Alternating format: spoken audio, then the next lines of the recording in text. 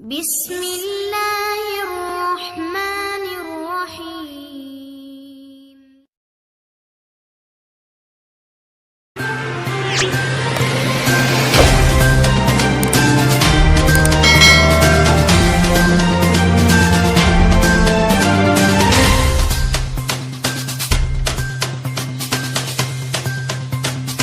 अस्सलाम वालेकुम अजीज़ तलबात।